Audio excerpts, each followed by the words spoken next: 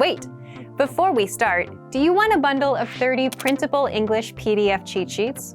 Teaching you words and phrases for conversations for free? Then click the link in the description and sign up for a free lifetime account to get access.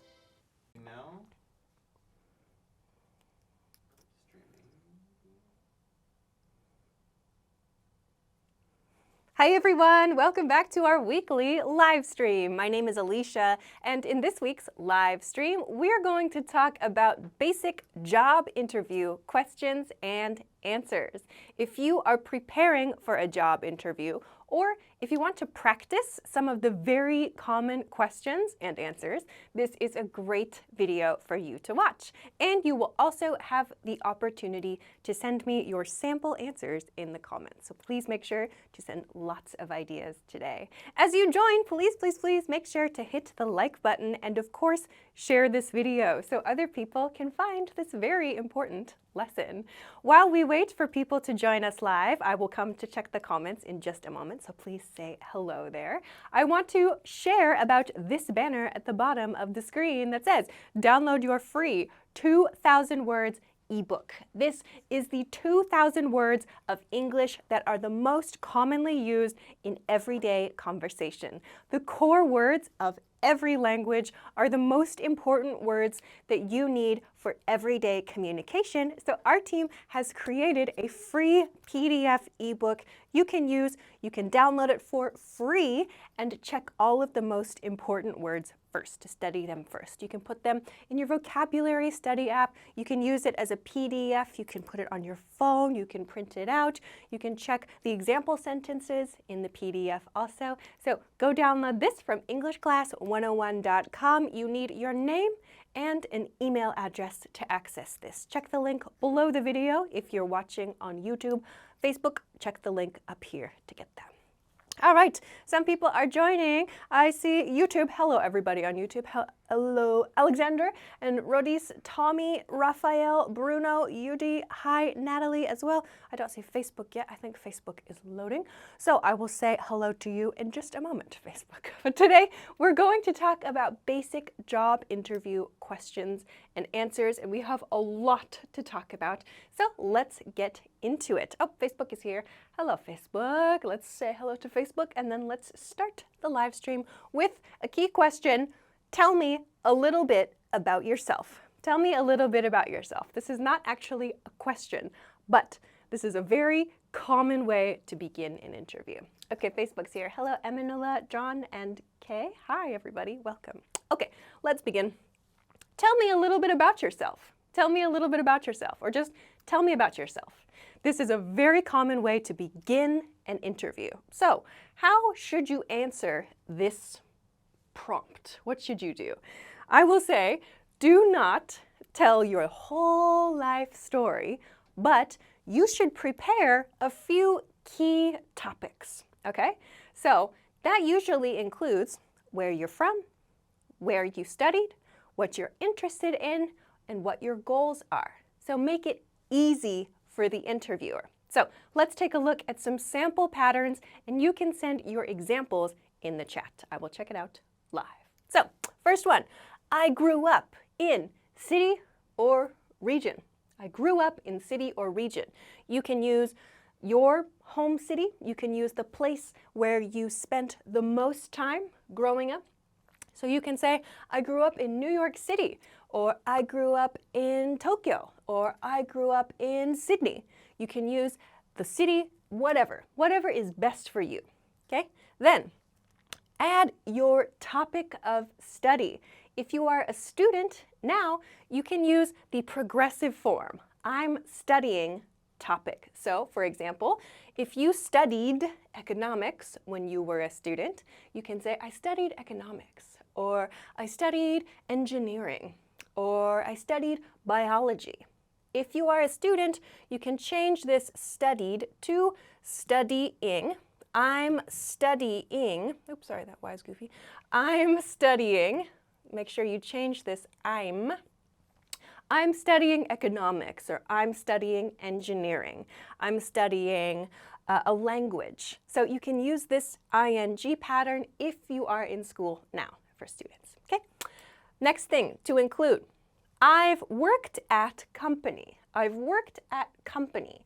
So this is, again, a past tense form. Or I'm sorry, this is a perfect form. I have worked. I've worked at company. This is where you can explain your work experience. I've worked at Google. I've worked at Apple. I've worked at Nike. Yeah? This explains your work history. Okay? And finally, I would like to go. Or another thing that you can say is I'm interested in. I'm interested in, and then your topic of interest. So I'm interested in topic. So this gives the interviewer an idea about what you want to do at your job. Yeah? And then we put all of these together in one short presentation. So for example, I might say, I grew up in New York City and I studied economics. I've worked at Google for 2 years and I'm interested in artificial intelligence and how it relates to the economy. Yeah? So we put all of them together. All I did to connect these was say and, right? I grew up in New York City and I studied economics. I've worked at company, and you might also have noticed I put a time frame there. I've worked at company for or since. There. I've worked at company for or since. Please note, this grammar pattern means you are still working at the company. I've worked at Google for 2 years, or I've worked at Apple since 2018. Yeah? If you want to make it a past tense sentence, just remove the have. I worked becomes the simple past tense form. So watch out for that. Okay, some examples are coming in on YouTube. I don't see any on Facebook yet. Come on, Facebook. You can put some examples. Your YouTube classmates are doing well. I'll come to check that in just a minute. Then I finished with my goal or my interest, right? So I'm interested in AI and how it relates to the economy. Yeah? So we can do a lot with just a few sentences, and then the interviewer can ask us about each part. Like, oh, why did you choose to study economics? Or what about AI is interesting to you, right? So the interviewer wants to know a little bit about your background, and these are starting points for them. Okay? All right, let's see what you wrote. Let's see. Pathway to Banker wrote, if I'm a fresher, what can I use? Yeah, so if you just started school, you can say this one. Number 2, I put this, I'm studying. So if you're getting a job when you are in school, just starting school, you can use this I'm studying topic. I'm studying economics. Or if you don't know your specialty topic yet, you can just talk about your interests, right? So I'm interested in engineering, and I'm studying engineering topics right now. So if you don't have your topic of study yet, you can just talk about your interests. That's a good place to start, okay? Patrick has a long one. Nice one, Patrick. I grew up in Brazil. I studied law. Just say, I studied law. That's all, yeah? So I studied law and I graduated, not got graduated. So I studied law and graduated in 2012. I've worked in a law company in my home country. You don't need sir there. So that assumes that the interviewer is a man, right? So get rid of sir. So I would like to work in your company and grow, not grown with it. So there's a few fixes for you. Mino wrote, I'd like to satisfy your customers. So that's maybe down here. Why do you want to work here? So maybe you choose a different word. I'd like to help your customers. Yeah, I'd like to support your customers. Using satisfy is usually kind of for like a maybe more personal sort of thing, like giving someone a meal or like a massage or something like that. It's a little too intimate, so watch out for that one. Facebook, no examples yet. Come on, Facebook. Your YouTube classmates are doing a really good job. Okay, let's continue to part 2. Why do you want to work here? Why do you want to work here? This is another very common question in the interview process. You need to explain your interest in this company you are interviewing with. So here are a few examples. Number 1, I like the atmosphere. I like the atmosphere. Maybe this is a new word for some people. atmosphere. I remember I used this in a job interview when I was about 16 years old. It was for a retail store, a clothing store. I was talking to the manager in the store. I gave her my application. And she said, "Why do you want to work here?" And I said, "Oh, I like the atmosphere of this store." So atmosphere of the place means you like how it feels to be in the store. So maybe if you want to work in your favorite store, you like the music in the store, or you like the interior design of the store, something like that. Restaurant is also okay, or hotel is okay. So the atmosphere means the feeling inside that place. It's maybe very quiet, or maybe it's really exciting. So atmosphere is a good one to express that you like that place or you like that space. Okay, number 2, suggestion number 2. The company makes products I want to create. The company makes products I want to create. So this is great if you're applying to a company that makes something exciting, like if you're applying to Apple. It's very exciting, maybe, like making iPhones and new AI gadgets for your face and iPads and all of that. The company makes products I want to create. So if you are interested in engineering and manufacturing, this could be a good answer for you. Or number 3, your mission is the same as mine. Your mission is the same as mine.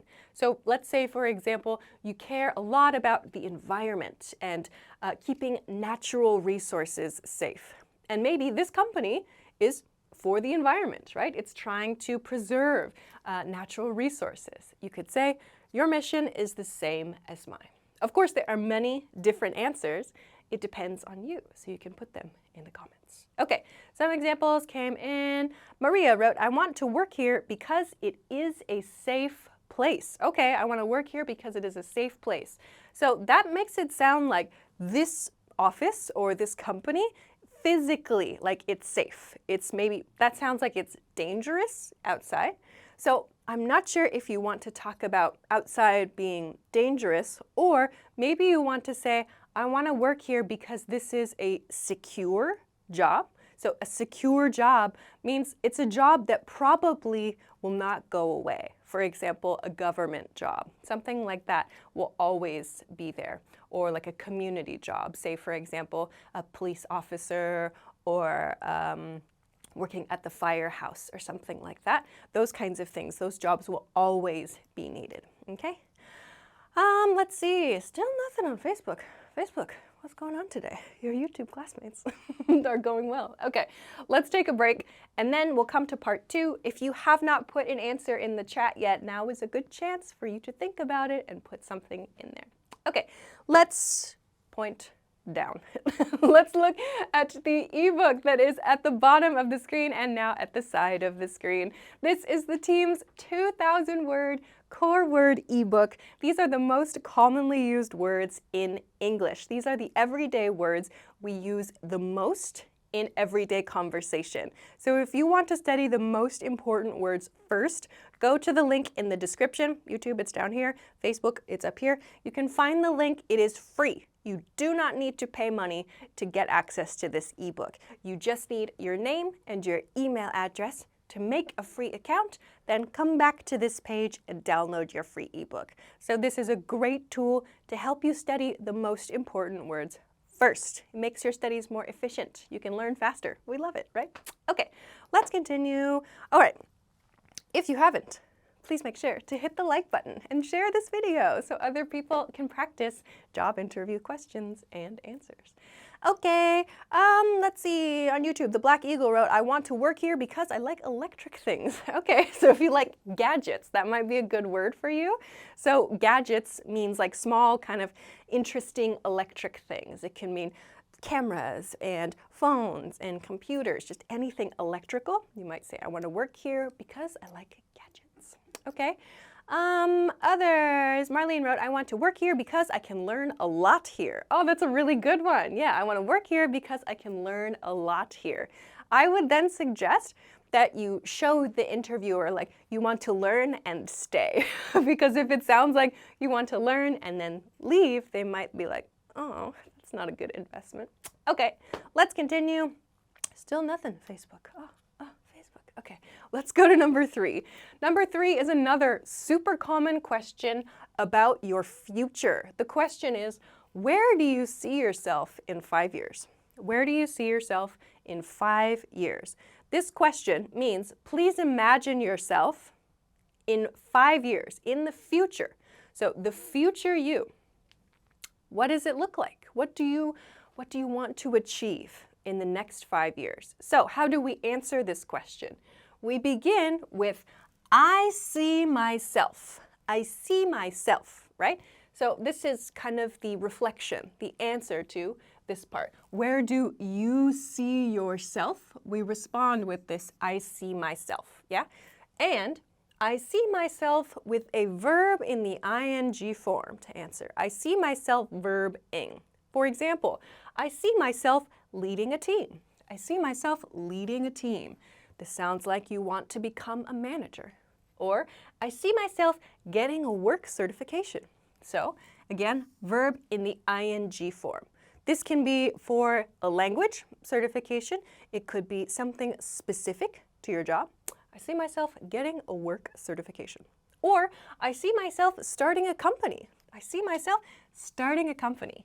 So we use this kind of pattern to show that in 5 years, these actions will be continuing in the future, yeah?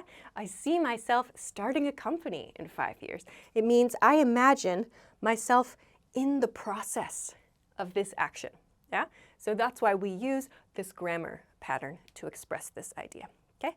All right, some good ones are coming in. Rodis wrote, I want to work here because you pay a better salary. Okay, it is important to do that, but usually we don't make the job interview very, very, very money focused. It's important to ask about that, but I recommend you include other reasons than only money. That's going to look a bit better.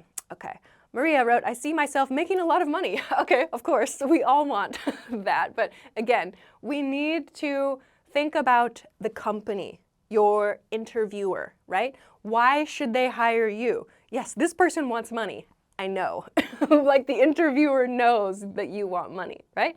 Where do you see yourself in 5 years means your professional goal. So I'll put a note here. Professional goals, yeah? So why should the interviewer care? Why should the interviewer be interested in you, right? Yes, you want money. We know it. So what are the other reasons they should be interested, okay? Jonas wrote, I see myself teaching English to elementary students maybe in the Dominican Republic. That's great. So I see myself teaching English to elementary students in the Dominican Republic. That's a great example. So if maybe now you are applying for a teaching job in your region or somewhere else, that could be a great 5-year goal. Nice one. I love that. Okay, Mino wrote, I see myself helping my coworkers in 3 years. Okay.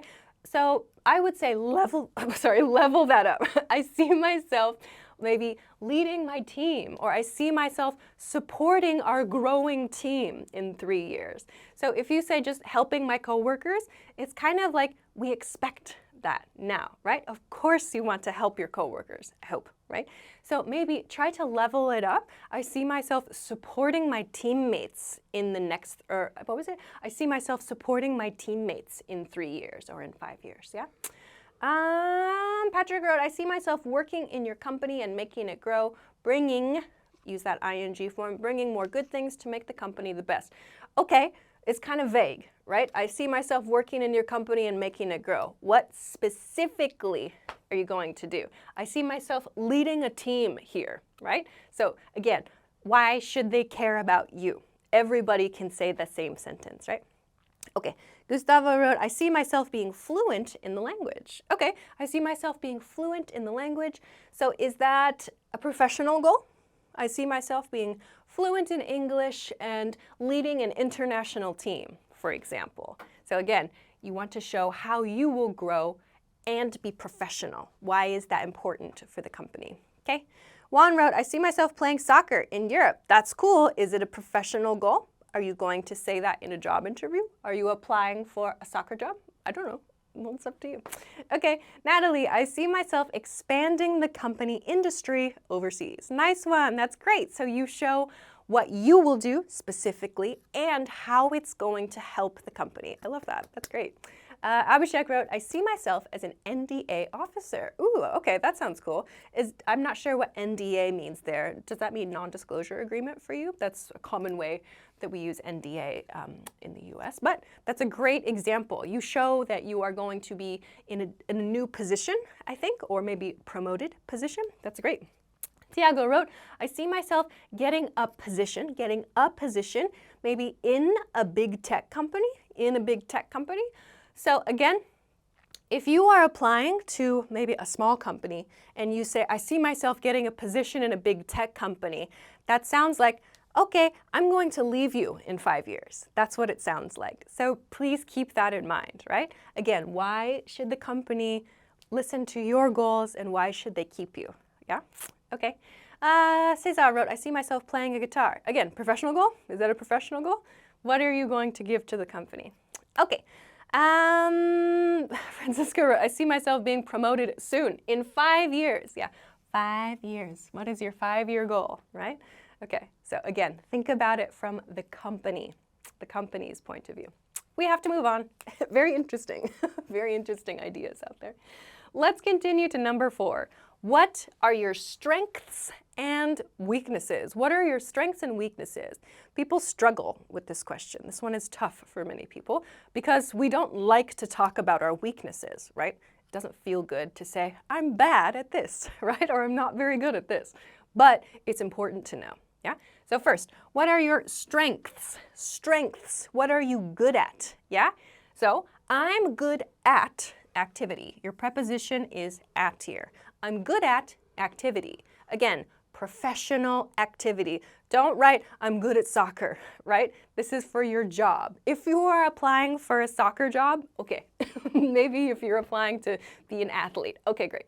But most of us are not applying to be a professional athlete, and you probably do not need to be watching this if you are applying to be a professional athlete. Anyway, so I'm good at, for example, time management. I'm good at time management, or I'm good at planning. Sorry, I'm good at planning. My voice.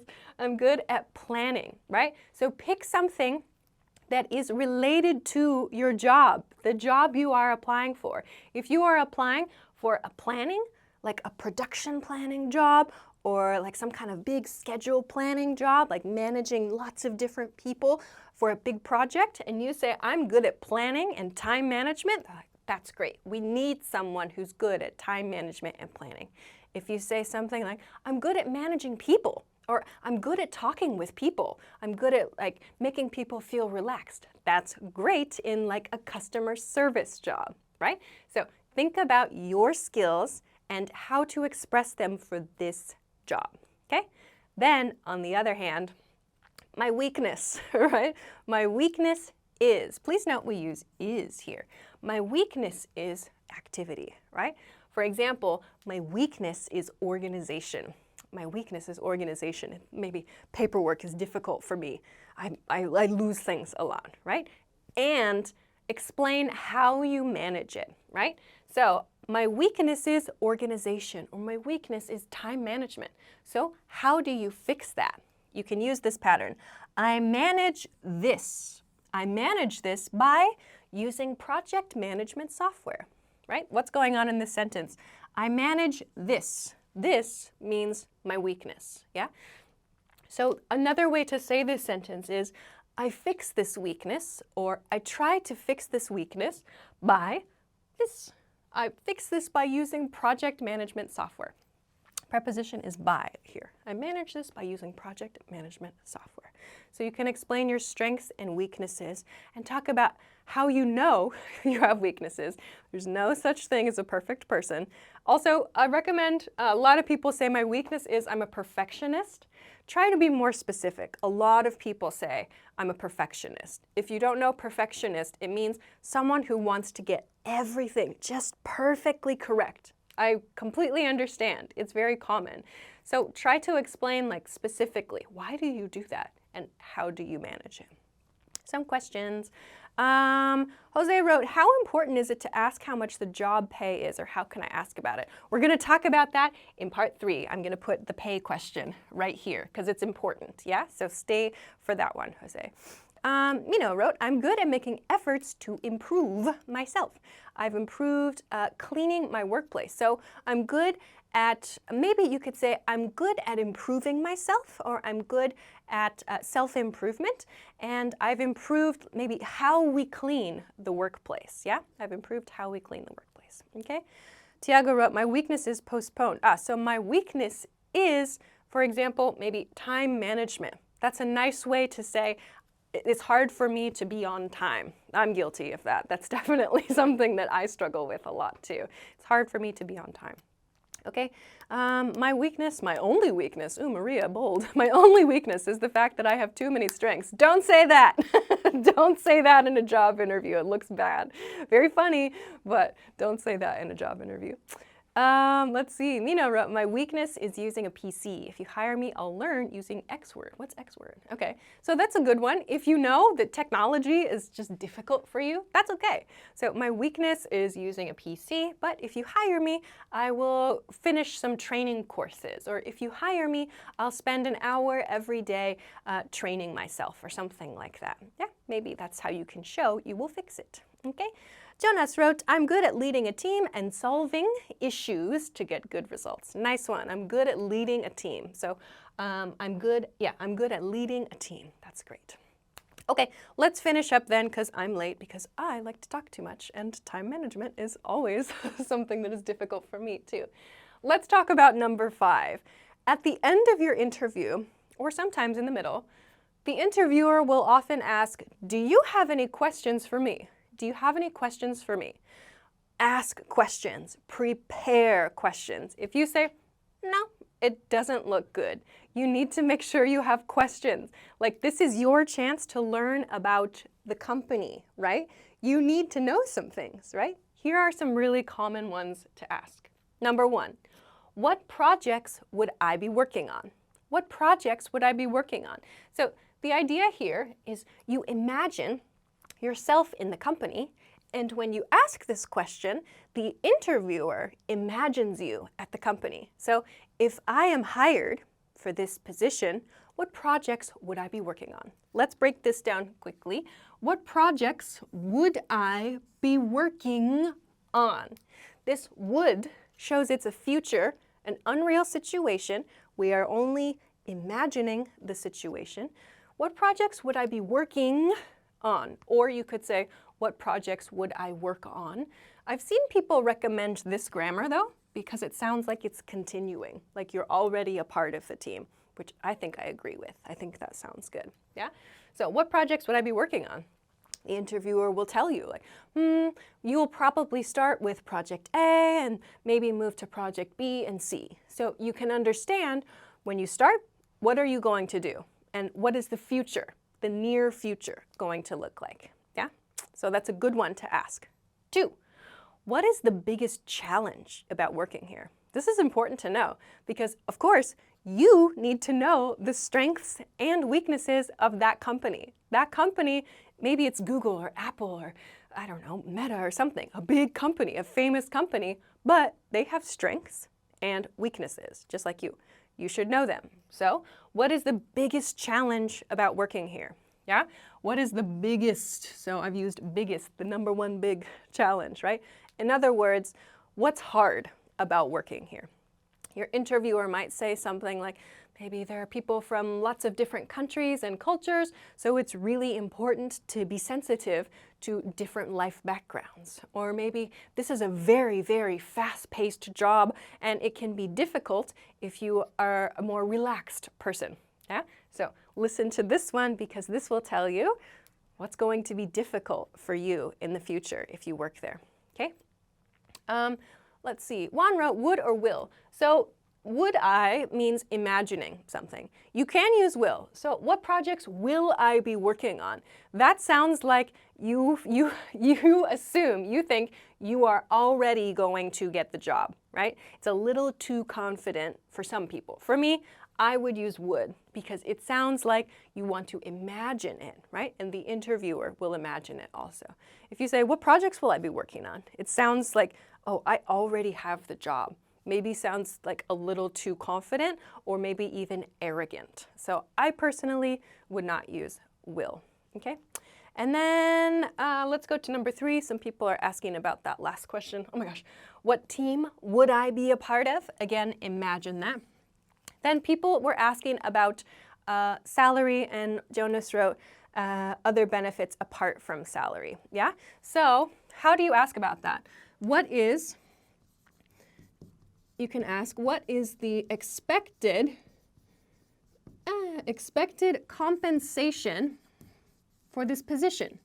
What is the expected compensation for this position? Okay? Or you can also say, what is the expected compensation range for this position? Okay? That means the start point and the end point for the compensation. So this is a polite way to ask about how much the job will pay you. Yeah? What is the expected compensation for this position?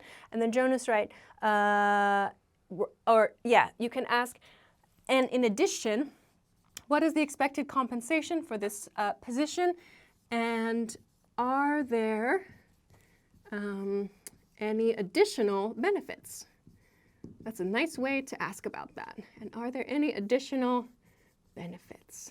So this is kind of an open question, so the interviewer can tell you what is appropriate for your position. Okay? Phew, we got through it. So I hope that helps you with your job interviews, your upcoming job interviews, and in the future. Phew. What is the promotion system here? Nice one, Natalie. Maria wrote, can I use the same questions that they use, or is it rude? Do you mean like this, like where do you see yourself in 5 years?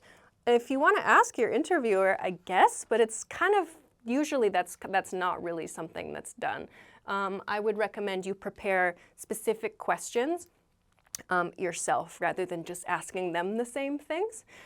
These are usually only for the interviewer. You might ask, like, personally, what do you like about working here, or what don't you like about working here? That's something that is kind of common, yeah. So I recommend you make some personal kinds of questions. These are usually just from the interviewer. Okay. What? It's time for a screenshot. Let's finish there. If you want to take a screenshot, now is your chance. Beautiful. Okay, good. I have to finish there because I am late. Oh my gosh, I love to talk. I love to explain. But I will, of course, be back next week. I hope that you got lots and lots of information about job interviews. What did I choose for next week's live topic? Next week, one of my favorites.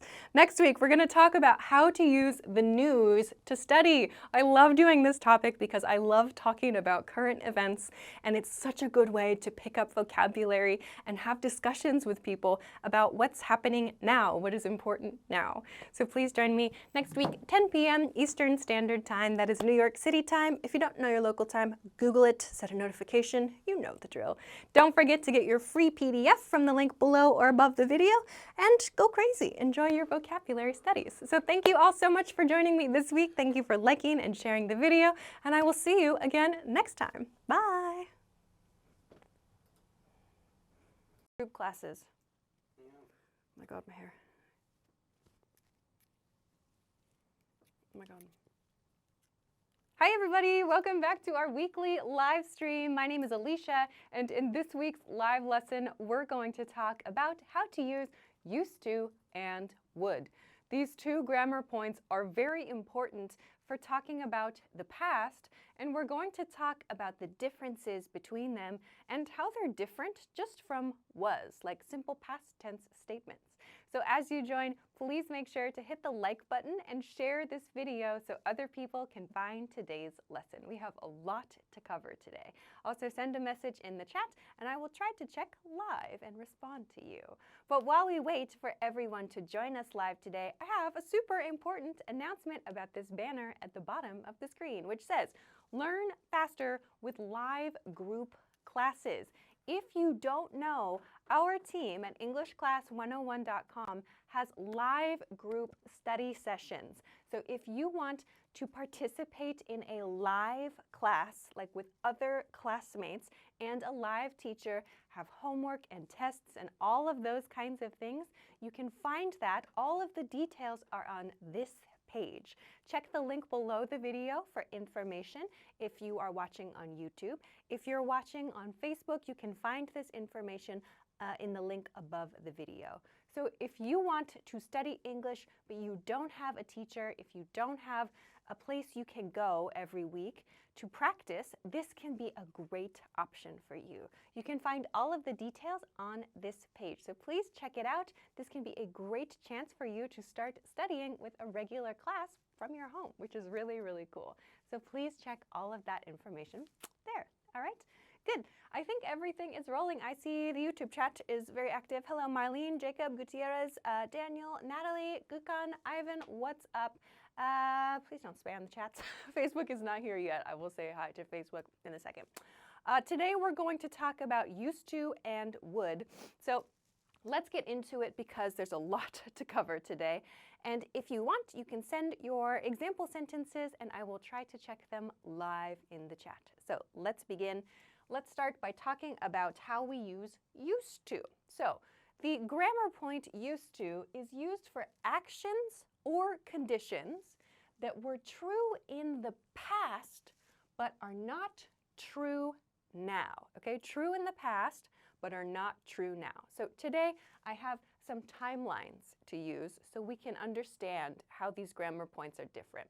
So for used to, if we imagine in time, this star is now, and this way is the future. Back here, this is the past, yesterday, last week, last month. We use used to for something that was true in the past, but now, these days, it is not true, okay? Also, we use this not for recent actions. We do not use used to talk about something from last week, okay? This is something we use to talk about, for example, our childhood or our job when we were a teenager, or maybe what we studied in university, depending on your age, right? I don't know how old you are, but something that happened a long time ago and something that is no longer true, okay? So to make our pattern for today, we use our subject plus used to plus the infinitive verb form, okay? Subject, used to, infinitive verb form. So you can send your example sentences in the chat with this grammar pattern. I'll check it in just a moment. I'm going to read a few examples and break down the grammar and help you understand why we use used to here. So first, I used to play with my friends every day. I used to play with my friends every day. So this sentence shows something that used to be true. It was true in the past, but now it is not true. So this means now I don't play with my friends every day, okay? So what's the grammar here? We see our subject, I. So the person is speaking, me, I'm the one speaking. I used to, and next is the infinitive verb form, the plain infinitive, the dictionary form. I used to play with my friends every day, but now I don't, right? This is what this means. It's like saying, but now that's not true. But we don't have to say that's not true. So I used to play, okay? Let's try the second example, and you can send yours in the chat. The next one is, my family used to have a dog. My family used to have a dog. Let's break down this sentence. Here, our subject is my family, okay? And used to is here, plus have. My family used to have a dog, but now we don't, is the meaning of this sentence, yeah? So this could be in childhood, it could have been a few years ago. In this case, we don't know, but we just want to say something was true before and now it is not, okay? Last one. She used to work on this team. She used to work on this team. Let's break down the grammar of this sentence. First, our subject is she, some person, yeah? She used to, and our verb is work. She used to work on this team, but now she doesn't work on this team. So as you can see, all of these sentences mean but that's no longer true, right? But we don't have to say that. Just used to tells us that information. Okay, I'm going to check the answers in the chat now. Great, there's a bunch in the YouTube chat. I'll read that first. Facebook, do your best. Facebook has no examples yet. Let's see what YouTube wrote. Daniel wrote, I used to ride my bike. Okay, good. So I used to ride my bike, but now I don't, is the idea. Nice one. Nahora wrote, I used to eat a lot of candies when I was younger. Yes, me too. These days, not so many. Sometimes. Good. Other examples. Oh, Nahora has another one. My dad used to smoke a lot. Good. Gutierrez wrote, I used to eat faster. Okay, so maybe if now you eat a little more slowly, that makes sense. Okay. Fatih wrote, I used to watch English class. Well, you're watching now, right? You are watching now because you sent that example. So that's not a change, right? This is true now, right? So we cannot use used to in this situation. Use it for an action that was true in the past and that is not true now. Okay? All right. So let's see. What else do we have? Mina wrote, I used to live in Tokyo. Great. Nice example. Marlene wrote, I used to meet my partner from school. Nice. Okay. Shirley wrote, I used to work at the hotel. Nice. Let's see others. Alexander wrote, I used to hate studying English, but Alisha has been teaching me a lot since 2017. 2017, that's a long time. Thank you for watching. That's great. Okay. I don't see others in the chat yet, so send your messages related to today's topic. Okay, great. Nice job with used to, everybody. So this is the first grammar point. Now we're going to compare this grammar to would in part 2. But very, very quickly, we will take a super quick break to tell you about this that I mentioned at the beginning of the stream. If you missed it earlier, the team now has live group classes. I know many of you are looking for places to practice, looking for lessons, places where you can study.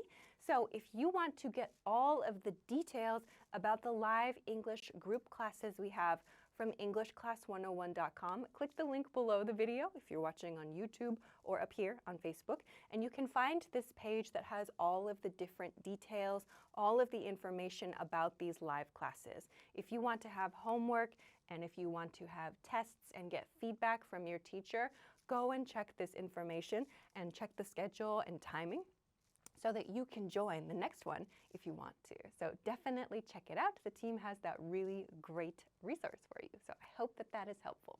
Okay, let's continue to part 2. If you haven't, please make sure to hit the like button and share this video, yeah? Because it helps other people find the lesson. Okay, let's look at part 2 now, would. How do we use would? And what is the difference between would and used to? Let's break down this, okay? All right, would. We use would for a repeated past action. A repeated past action. Notice this is different from used to, yeah? Repeated past actions that are not true now or that have changed in some way, yeah? So the difference here on the timeline, if we imagine this is the future, the star is now, and here is the past, imagine the repeated past action, like it was true, it was true, it was true, multiple times, like something you did every week or every day or every year. There is some repetition there, but now it's not true, right? So yes, they are similar because they both talk about something that was true before and is not true now, but would sounds like it was repeated a lot. So let's take a look at how we make our grammar pattern with would. So very similar to this one, we have subject plus would plus the infinitive verb. So we use would in this place here. In this grammar pattern, it's used to.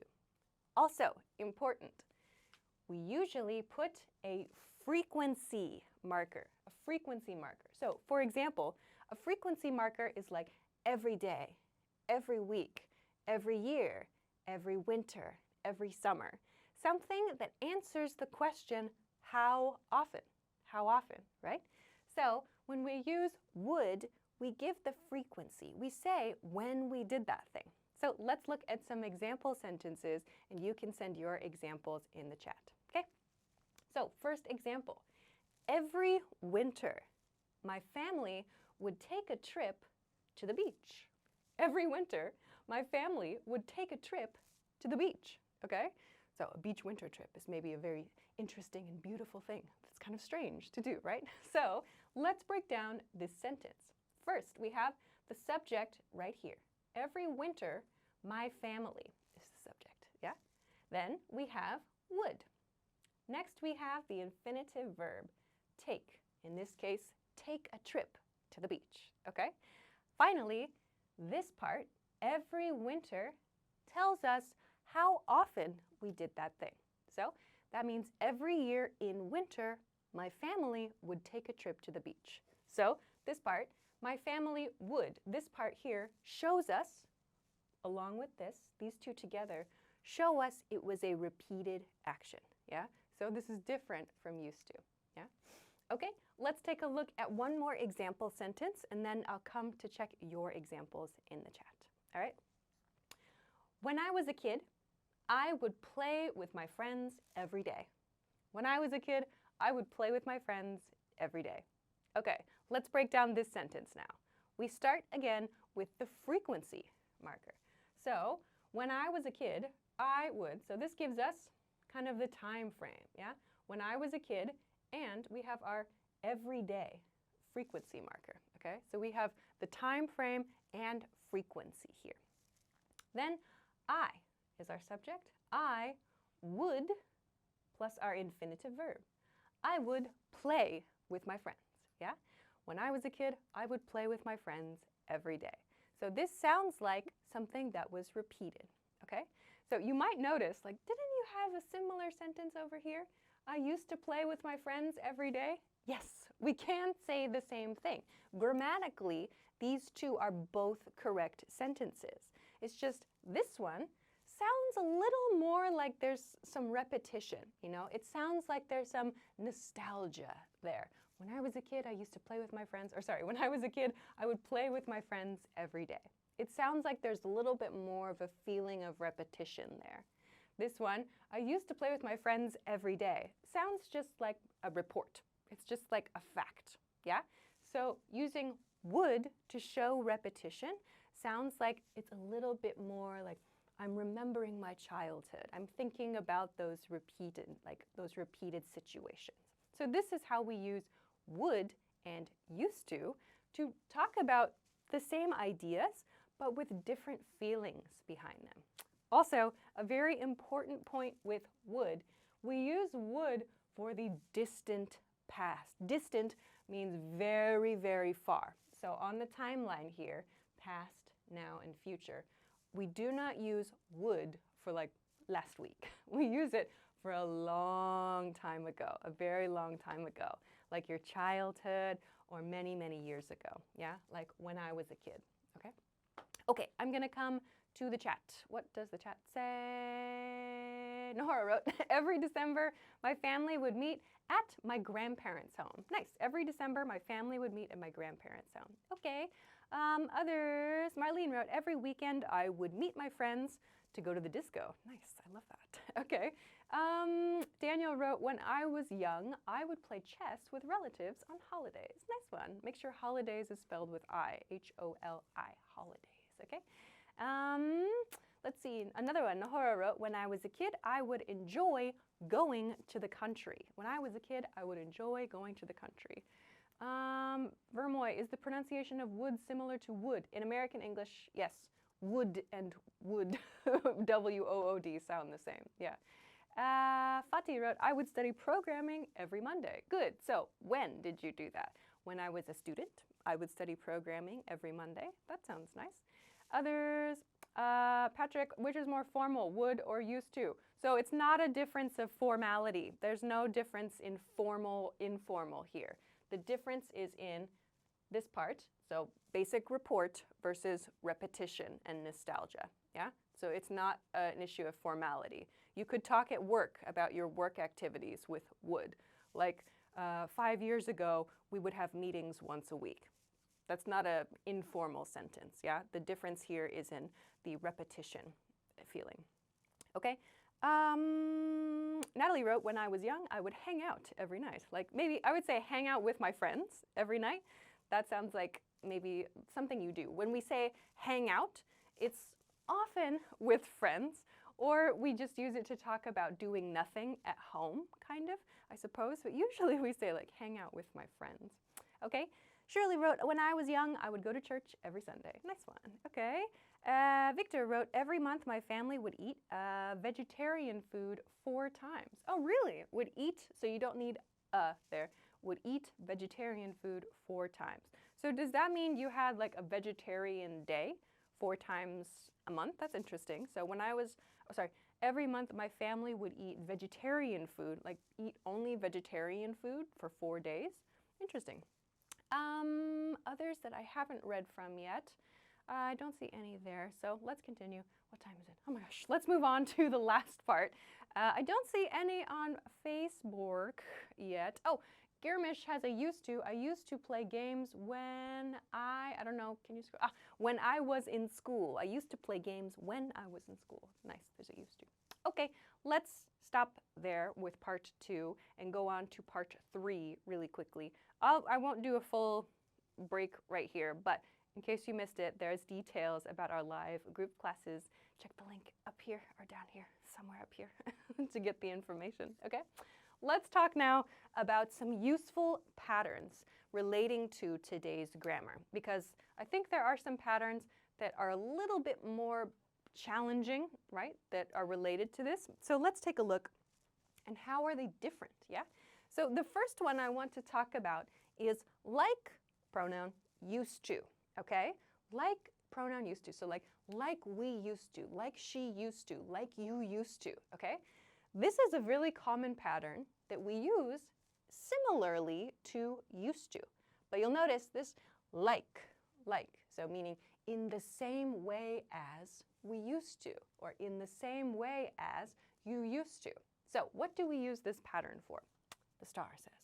So this means in the same way as an old action that is no longer true, okay?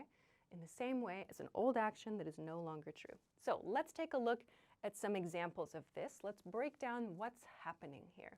First one, I wish we could play in the park every day like we used to. I wish we could play in the park every day like we used to. So what's happening here? This person begins with, I wish we could play in the park every day. This is just a simple sentence. I wish we could. Notice this part. I wish we could. I wish it was possible to do that. I wish we could do that thing, okay? Like we used to. Here is the grammar I've introduced. Like, here's our pronoun, we used to. So this sentence means the speaker is saying, I want to play in the park every day. I want to do that. But now I can't, yeah?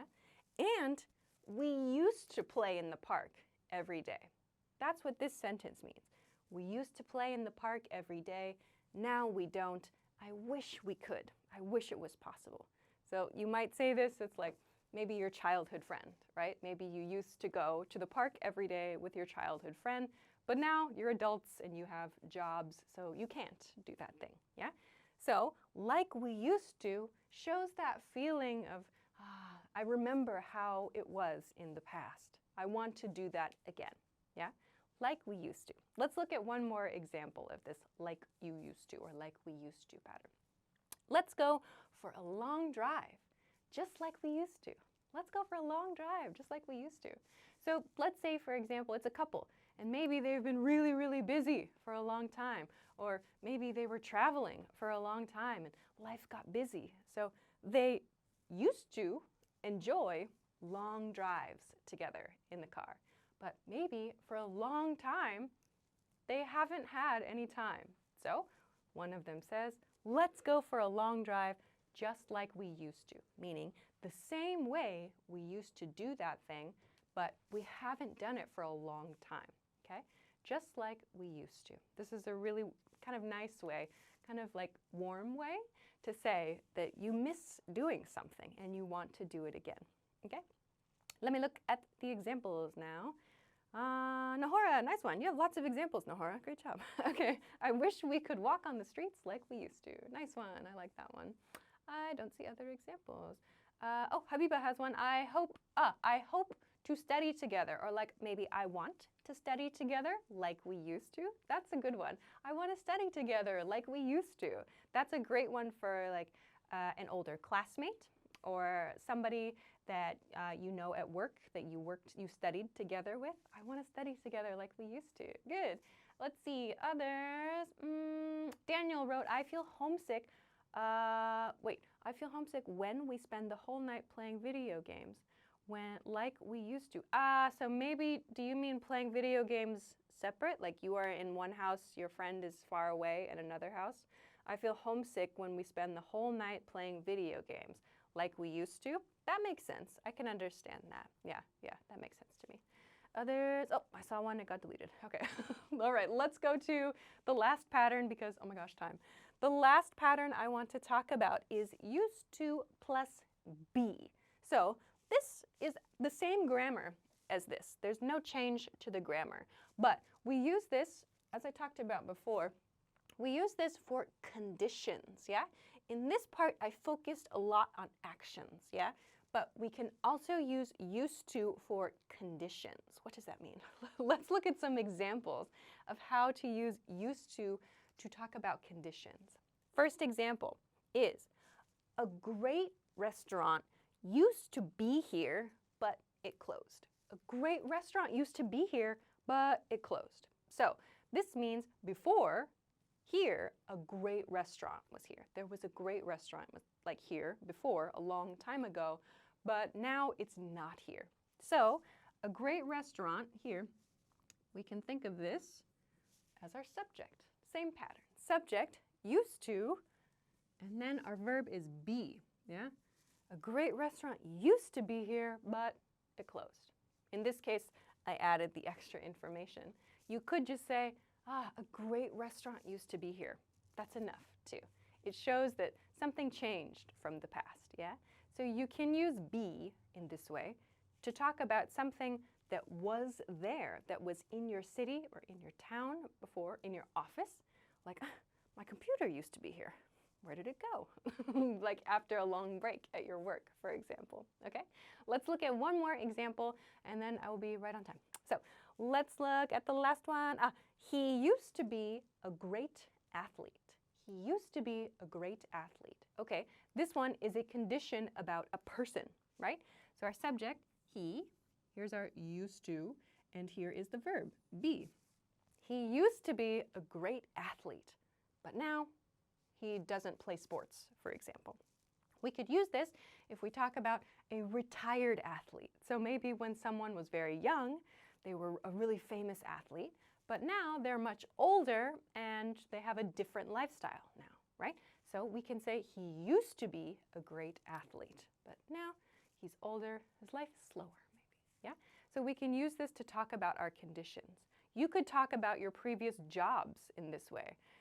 For example, she used to be a teacher, or he used to be a company worker, something like that, to talk about a job from a long time ago. So you can use used to talk about your positions in this way.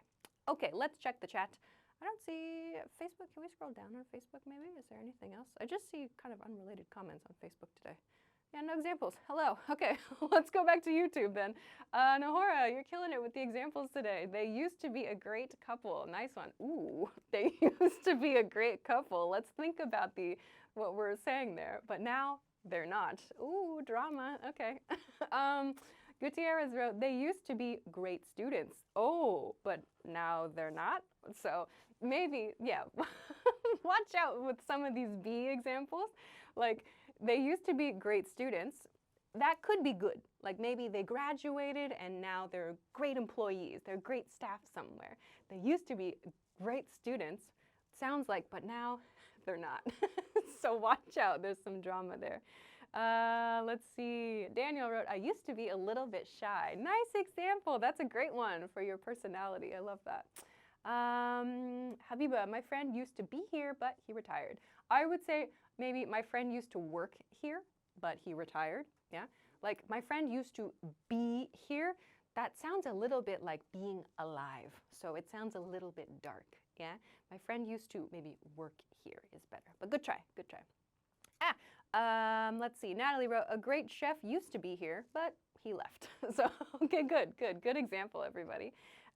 Victor wrote, she used to be a great singer. Yeah, but now she's retired. Great examples. Okay, that sounds good. That sounds really good.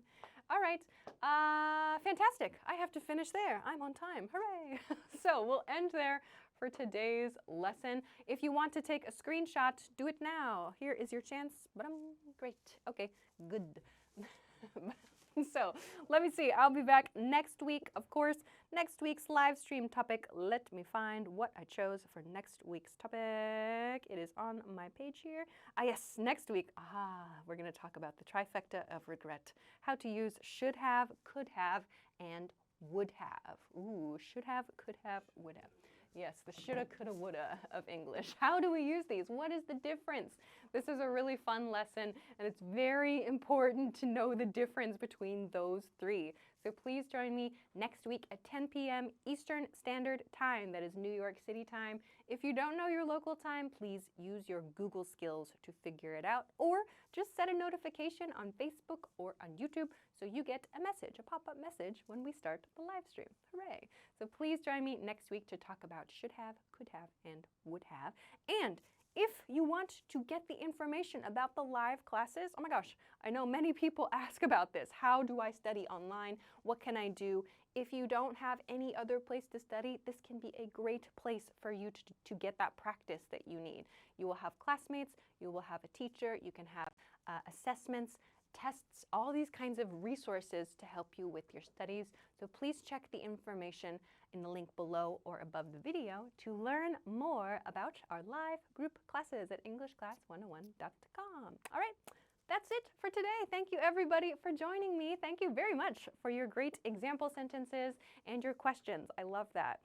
Next week, please join me again for more of that. So until then, have a great day, have a great week, have a great weekend, and I will see you again next time. Bye.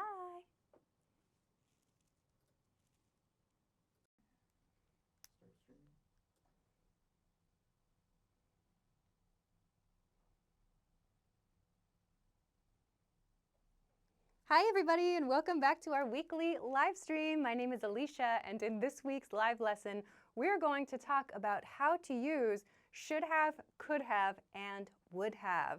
These three grammar points sound very similar, but they mean very different things, so it's very important to know how to use them correctly. Today we're going to break down the differences in meaning between the positive and negative forms of these grammar points. We're going to look at some examples, and we're also going to talk about some of the unique reasons we might use these and the unique grammar patterns we use them together with.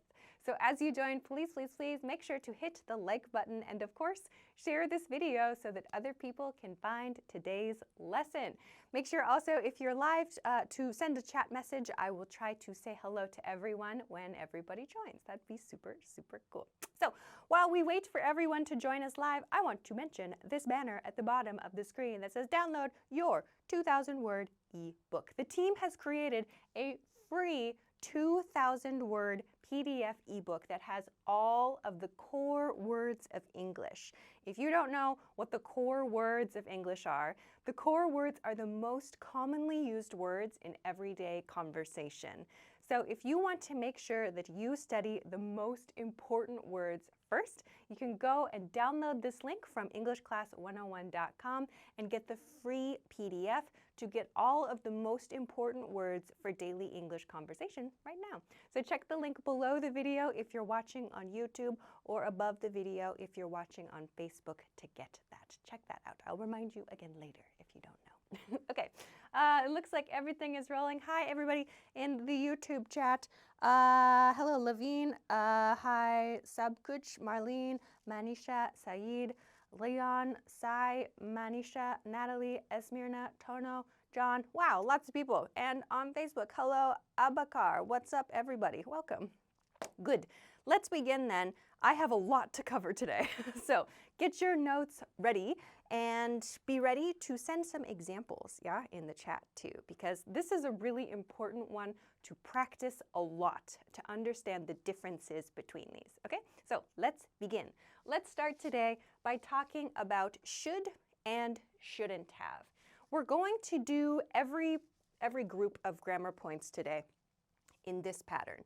First, let's look at how we make the grammar. So first we have the subject, then we have should have or shouldn't have. Reminder, shouldn't have is the reduced form of should not have, okay? Shouldn't have. After that, we use the past participle form of the verb, okay? So subject should have verb or subject shouldn't have verb is the basic pattern here. I'll come back to this in just a moment, this timeline. First, let's look at the blue and red colors here. Blue means the positive use. So the positive form, the top form, is used when we want to talk about something that did not happen and we feel sad about. This sad face means we feel sad about that, okay? Subject should have past participle verb, okay? So on a timeline where this star is now, here is the future, and this direction is the past. This means something did not happen in the past, and I feel sad about it. Or I wish it was different. I wish things were different. Or I wish things had been different, okay? On the other hand, when we use the negative form, subject shouldn't have past participle verb, it means that thing happened. So in the past, the red mark means with the check, it did happen. That thing happened, and I feel sad about that thing, okay? So please note, there's a big difference here, right? Positive means it did not happen, and I feel sad. Negative means it did not happen, and I feel sad, okay? So with this in our brains, let's look at the example sentences and break down the grammar and explain why we use these, okay? You can send your examples in the chat with should and shouldn't have to practice, okay? Let's take a look now at the examples. So first is, I should have studied more. I should have studied more. Let's break down the grammar of this one. First, we have the subject, I, right? I. Next, we have should have. This is a positive, right? Should have. Positive means we express something that did not happen, okay? I should have studied. Here's our past participle verb. I should have studied, okay? This one would be okay. We can finish this with I should have studied. That would mean I did not study, and now I feel sad about it, right? However, here I used more, which means I should have studied more than I did, okay? It is very common to use comparative forms with this grammar point, okay? So we're going to practice this again with another sentence, but one thing to be aware of, we can use the comparative form here. So I studied a little bit, but I didn't study a lot. I wish I had studied a lot, yeah? So I wish I had studied more is another way to say this one. But this expresses regret. I should have studied more. Okay? Let's take a look at the second example. The second example is I shouldn't have eaten that candy. I shouldn't have eaten that candy. Maybe you have a stomachache now. Your stomach hurts. So this one is a negative, right? We learned that the negative is used for something that happened and we feel sad about. So let's break down this sentence. I shouldn't have, right? So it happened and that's not good. I shouldn't have eaten. Here is my past participle verb. I shouldn't have eaten, followed by that candy, okay? So this expresses some regret for eating the candy in this case, because now I have a stomachache, or maybe the next day, maybe my skin is full of red marks, it's full of acne or something. So we want to express regret for this thing that actually happened, okay? Then I see some examples come in the chat. I'll read the last example and then I will check your examples after that, okay? So let's look at the last example. I included this because it's a very open example and it's very, very useful. So I'll mark this one with a star. This is a negative again. It's I shouldn't have done that. I shouldn't have done that. Here we have again our subject, I, plus shouldn't have, our verb is done, and it's that. So this that is very open, right? We can use this expression to mean anything in the past. For example, you have a fight with your partner and you yelled really loudly, "Oh, I shouldn't have done that. I'm sorry." Or maybe you paid too much money for something. You got scammed and you say, "Oh, I shouldn't have done that." So you want to express regret for something that happened in the past. And you want to say, "Oh, that was a bad idea." You can use the expression, "I shouldn't have done that. I shouldn't have done that."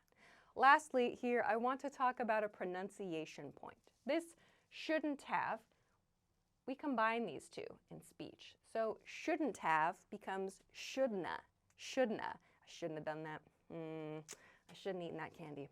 So make your shouldn't have shouldna to sound more natural in everyday speech. I shouldn't have done that. That was dumb. Yeah? That's a really good one to use. Okay, great. Now let me check the examples. Wow, there are so many in the chat. Oh my gosh, I'll try to catch up.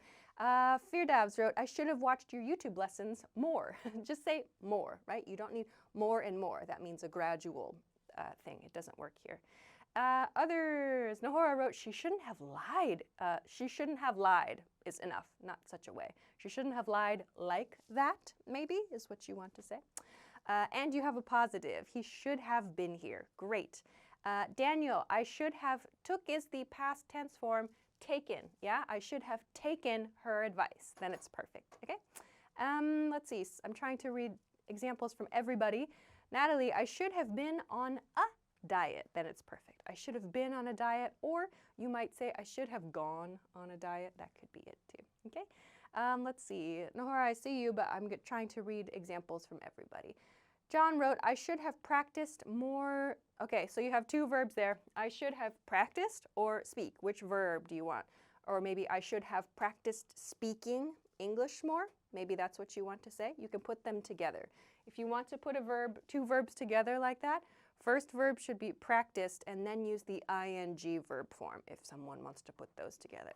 Like I wanted or I should have tried calling her. I should have practiced speaking more. You can use those together in that way. Other examples. Nelson wrote, "I should have downloaded your ebook." Woo, yeah.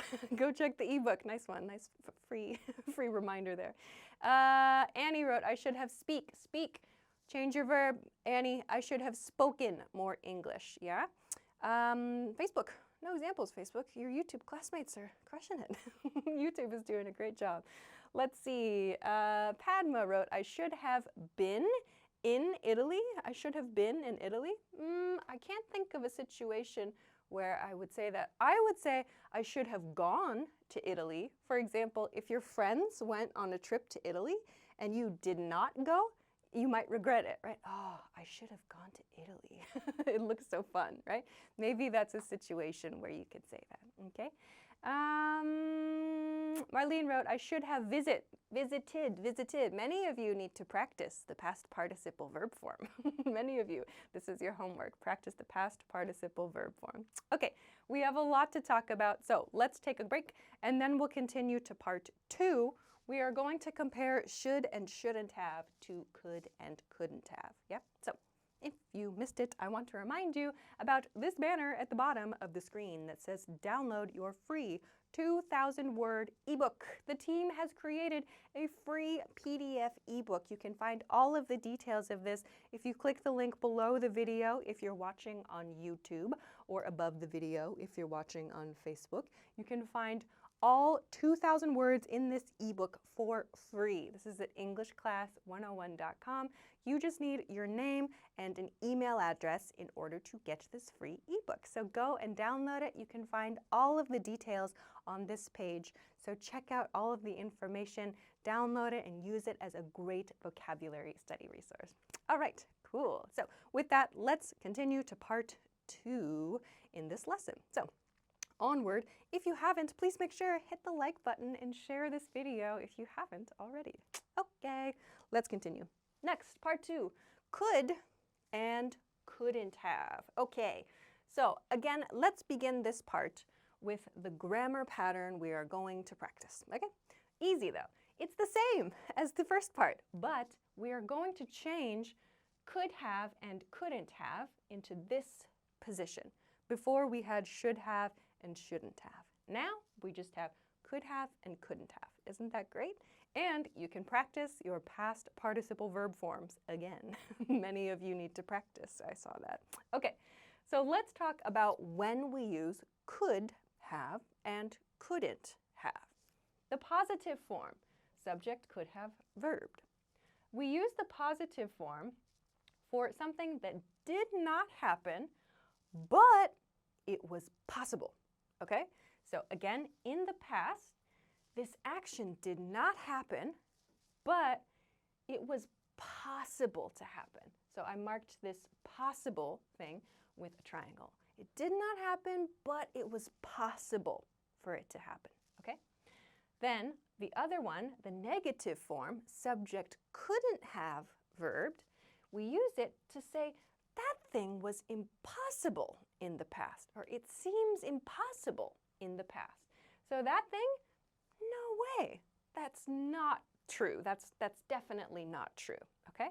So let's break down some example sentences with could have and couldn't have next. First, let's look at this positive form, okay? So the first one, again, we have our subject, I, yeah? I plus positive, I could have, and our verb is helped. I could have helped you with your homework. I could have helped you with your homework. What does this sentence mean? This sentence means I did not help you with your homework, but it was possible. I had time yesterday, or I had time last week. I was ready to help you, but I didn't. I did not help you with your homework, okay? So we want to express that something was possible in the past, but it did not happen. That's what we use the positive form to do. So let's compare this to the negative form now. Let's take a look at the second example here. She couldn't have eaten that pizza by herself. She couldn't have eaten that pizza by herself. So the image here is it's a huge pizza. Maybe she's a very small person. It's impossible she ate that pizza all by herself, okay? Let's break down the grammar. She is our subject. Negative, couldn't have. Our past participle verb is eaten. She couldn't have eaten that pizza by herself. What does this sentence communicate? It means this action, eating the pizza alone, that was impossible. So we use this to say we are really surprised at something. Like it seems like that's not true, right? So maybe it's true, or maybe we're suspicious about this for some reason, but this means I don't think that's right. She couldn't have eaten that pizza by herself. Or another example I like to use with this grammar is if you see your coworker, for example, at a cafe or something, when you think they're supposed to be working, you might say, oh, that couldn't be my coworker. He's at work today. To mean, that seems impossible. I don't think that's right. Yeah? So this is what we use couldn't have to do. That couldn't have been my coworker. So that sounds like it's definitely not possible, or it seems very unlikely. Yeah? And again, I want to finish this section with a pronunciation point. Couldn't have eaten. She couldn't have eaten is reduced in everyday speech to she couldn't have eaten, couldn't. So that couldn't, just like shouldn't, appears here. She couldn't have eaten that pizza by herself. And also I should point out, in the positive form, we also have coulda and shoulda as well. As in, I could have helped you. I could have helped you. Yeah? So we can sometimes reduce coulda, or you hear sometimes people reduce it to coulda. Yeah, all right? Awesome. Let me see the examples. Some could have examples. Good, Nahora, already crushing it. I could have talked to her, nice one. There's a good positive one. And she could have invited us to her wedding, nice ones. I lost the YouTube. Can we go back to the YouTube chat? Thanks, Control Desk. Okay. For Firdavs wrote, I could have stopped the purchase of another extra block and closed the deal in my favor. Okay, I'm not sure what that's about, but great. I could have stopped the purchase of other extra blocks. I'm not sure what that's about, but okay. That grammatically looks correct. Is it possible to use would have been able to do something in this case? Maybe wait for would have. That's part 3. Would have. So please stick around for part 3. Let's see. Annie wrote, I couldn't have gotten married to him. So maybe I couldn't have married him by then. So maybe I couldn't have married him by then, yeah, because I was in school or something like that. Maybe that's what you want to say. Please explain again. This is a live video that is being recorded. You can rewind the video. Okay. Other people I have not read yet. Daniel wrote, I could have drunk the whole juice jar. Great. I could have drunk the whole juice jar. Okay, interesting. Others. Jose wrote, I could have bought a new car. Nice. Sebas wrote, I could have gone to the meeting early. Good. Padma wrote, we could have met at the mall. Nice. Others. Omar wrote, is it like a hypothetical past? Yes, hypothetical past is a great way to understand it. So it did not happen, but at least for positive, we just want to say it was possible in the positive form. In the negative form, it's like, no way. No, that was not possible. Yeah, good way to understand it. Okay, what time is it? Oh my gosh. Okay, let's continue. Let's continue on to part 3 to talk about would and wouldn't have, because this one is the longest one, okay? We usually use would and wouldn't have, would have and wouldn't have together with an if conditional, okay? So let's talk about this and compare this one to the first 2. So again, we have the same grammar pattern. Subject, would or wouldn't have past participle verb. That part's easy, right? So just follow this pattern to make your sentence, okay? Then, what do we use these for? What should we use would have for? The positive would have. We use this if the past had been different, okay? This would have happened, but it didn't. If the past had been different, this would have happened, but it didn't, okay? We're going to use some example sentences for this because it's difficult to maybe explain here. The negative form then, on the other hand, if the past had been different, this would not have happened, but it did happen, okay? That sounds really confusing, I know. So let's look at the example sentences slowly and break down how we use this grammar point, okay? So first, let's look at the positive. All right. The positive sentence.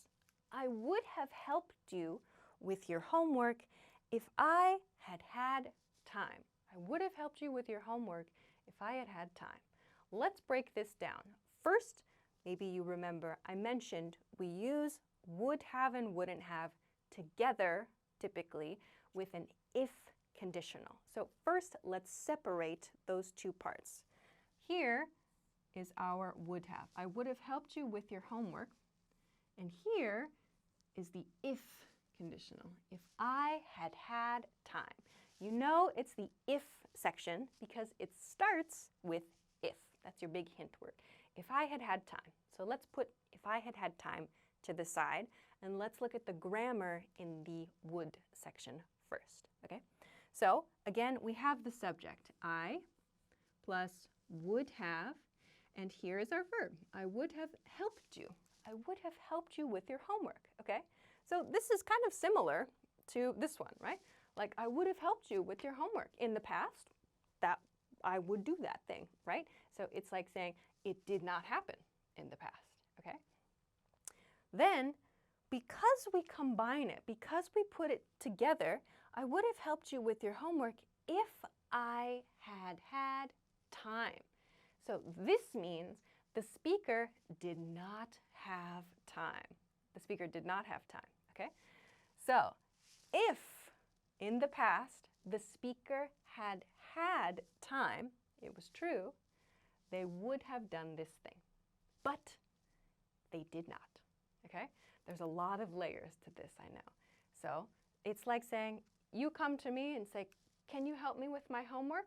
Or like, oh, sorry, that's a bad example. if you came to me and said, oh, yesterday I needed help with my homework, I might say, oh, I would have helped you with your homework if I had had time, which means yesterday I was really, really busy, but if I had not been busy yesterday, I would have helped you. My decision yesterday I would have chosen to help you. Maybe you can understand that. Okay, let's take a look at the negative because time is going quickly, and if you have questions, you can put them in the chat. Let's look at the negative then. So the negative, let's read it. I wouldn't have been so upset if you had just called me. I wouldn't have been so upset if you had just called me. So this means I was upset. I was upset, okay? Why? Because you did not call me, okay? Let's break down this sentence too, just as we did with the first one. So first, let's separate the would from the if part of the sentence. So where's the if, right? Here's the if. Ta-dam.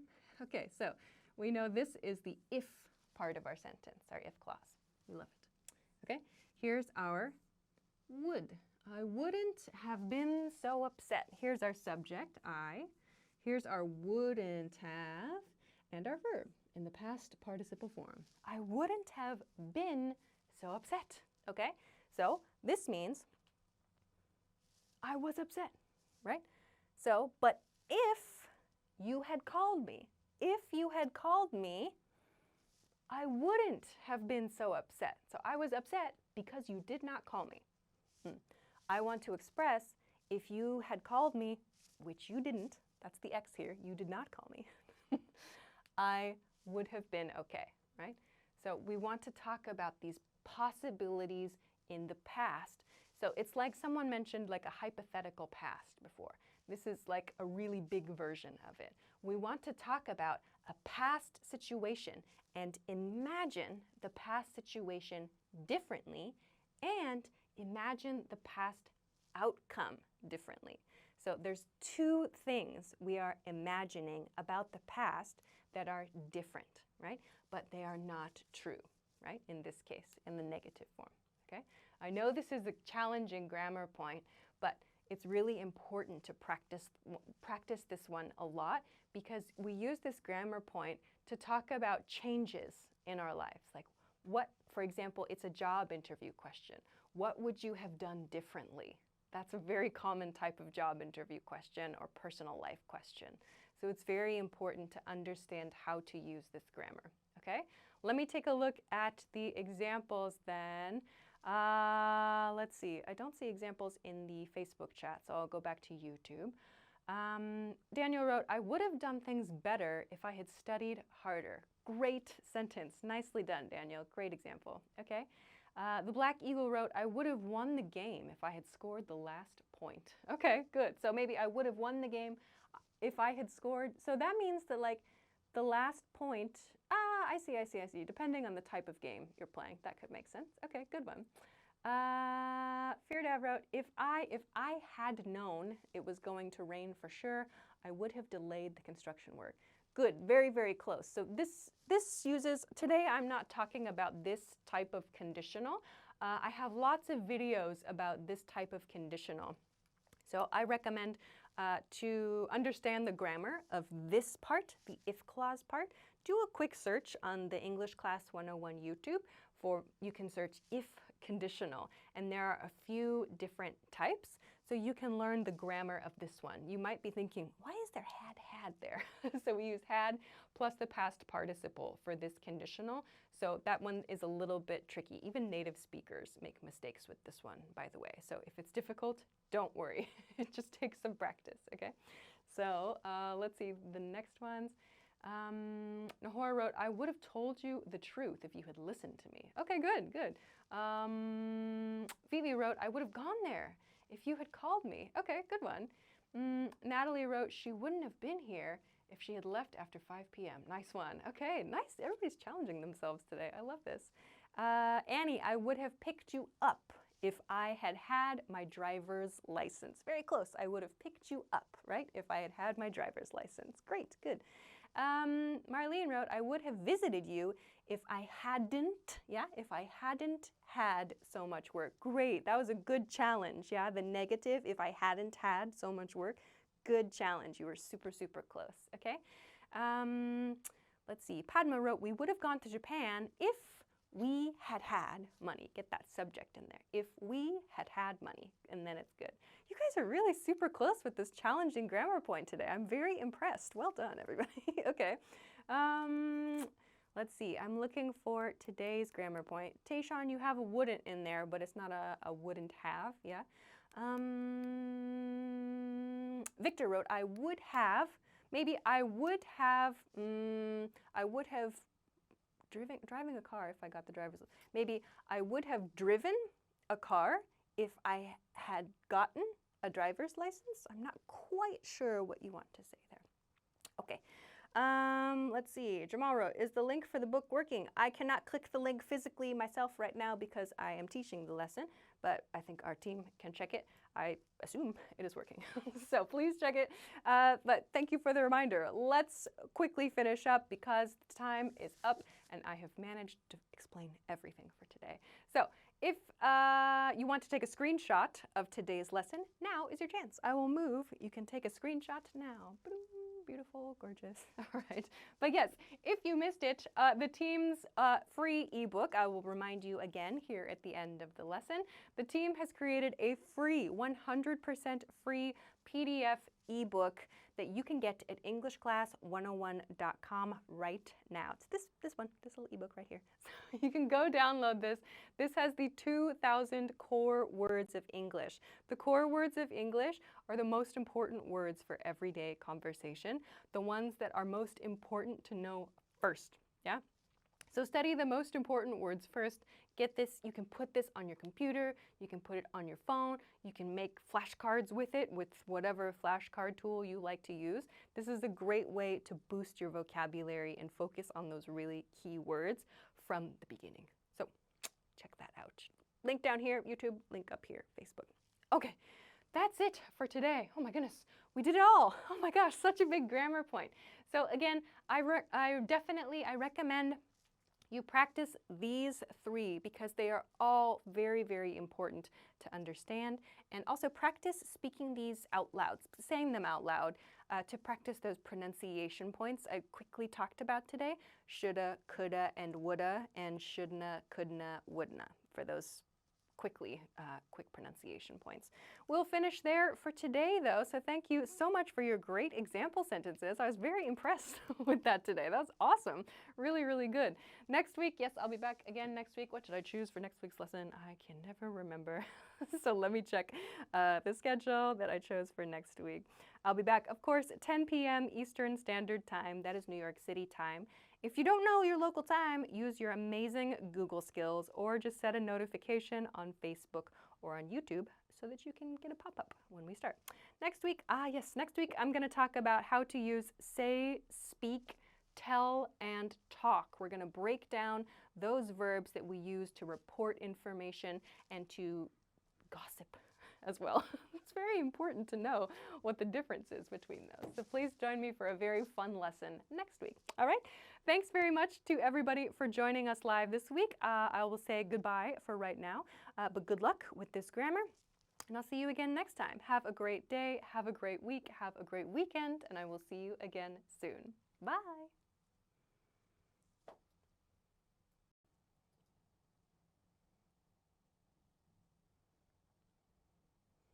Hi everybody, welcome back to our weekly live stream. My name is Alisha, and in this week's live lesson, we are going to practice some very important verbs we use for speech.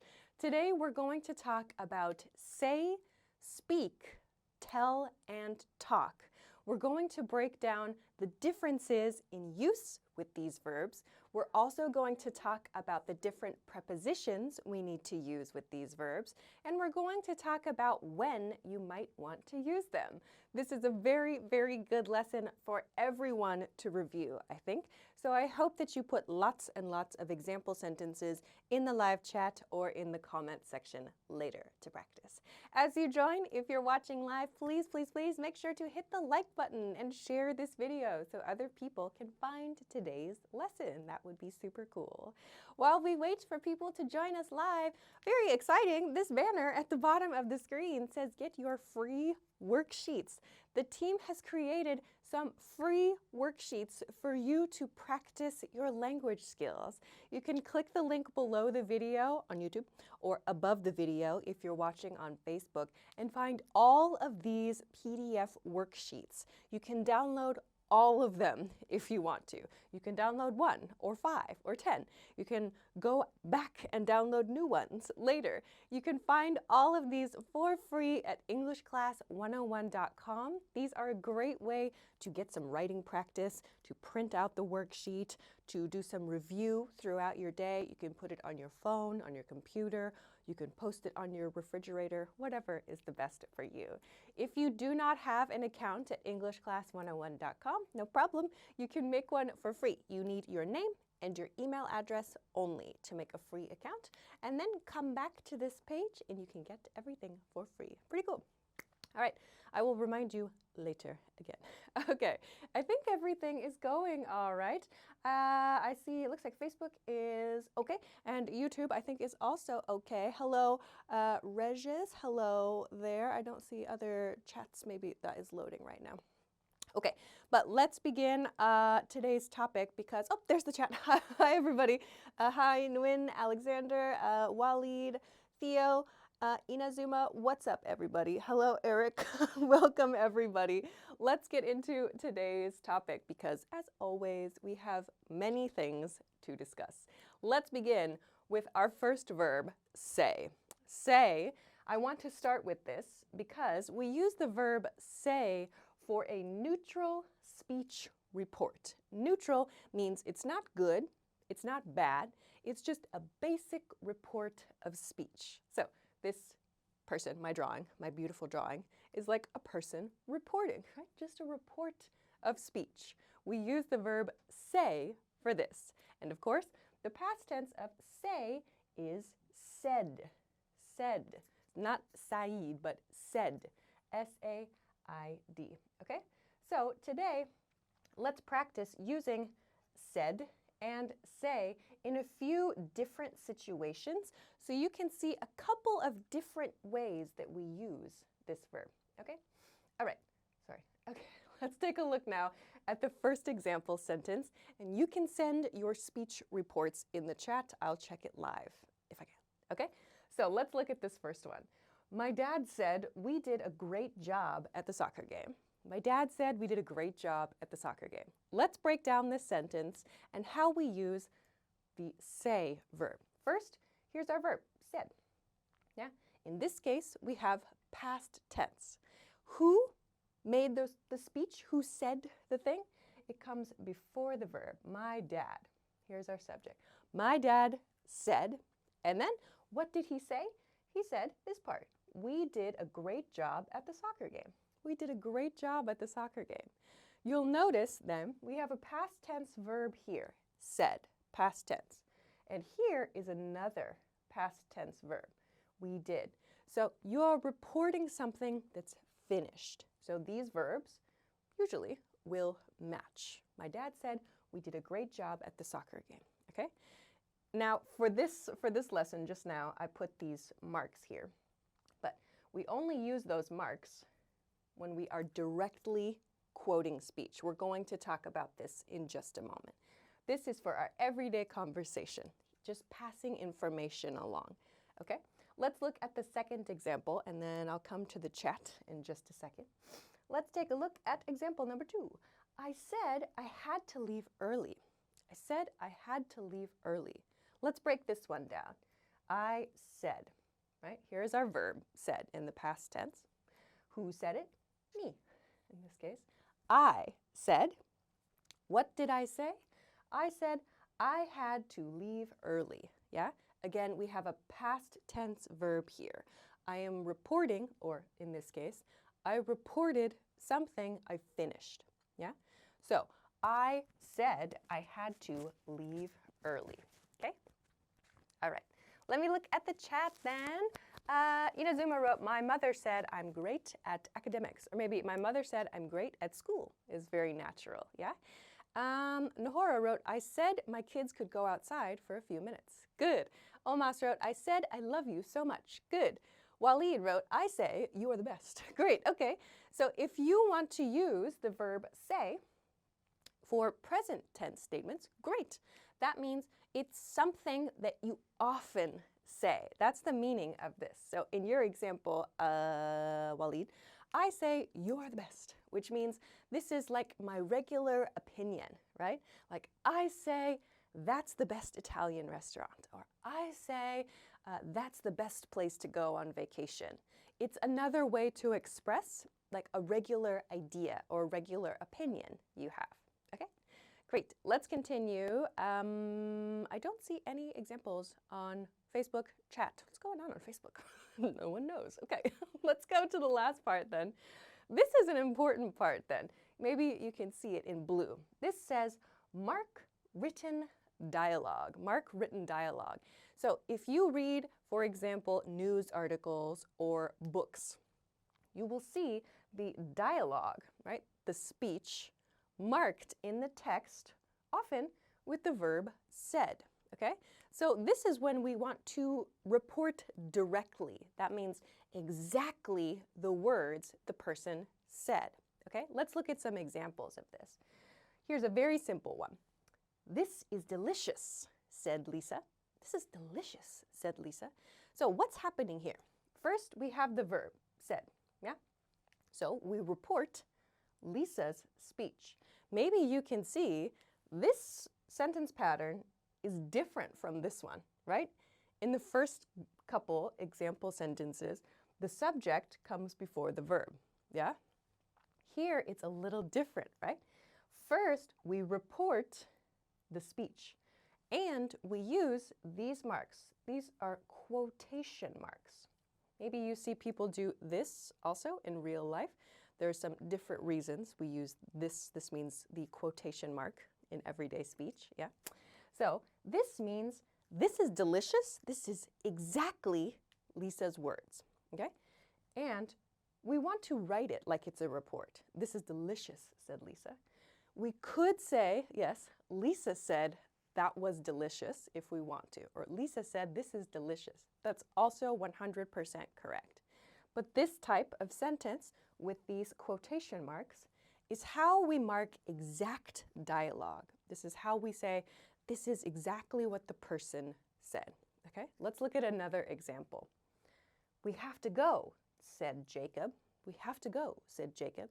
So in a book, for example, the character Jacob might say, we have to go. Again, we mark this with quotation marks, and we have the verb said plus the person who said the information.